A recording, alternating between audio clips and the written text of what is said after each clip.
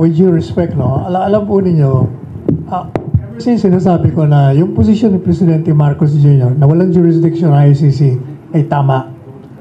Sapagkat isang insulto at isang pagsalakay sa territorial integrity at sovereignty ng bansa, kung papapasukin natin ang isang banyagang institusyon na litisin ang mga manong tao na nagkamit ng krimen dito sa ating bansa.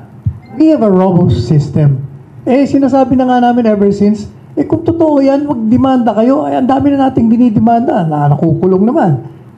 So bakit kailangan ng ibang bansa ang makialam sa atin, ibang institusyon?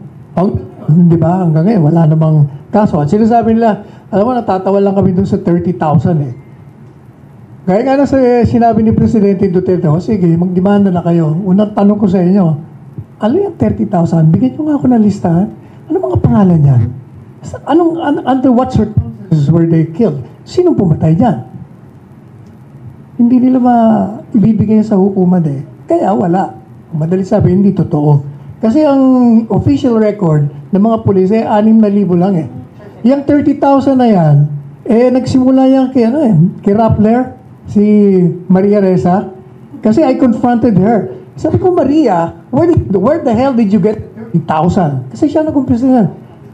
Well, I just copied it from another news source. Ayan, kaya naniwala sa'yo kasi medyo maganda ang kredibilidad mo nun. Kaya lahat, niyakap yung 30,000. Hanggang ngayon, 30,000 na sinasabi nila.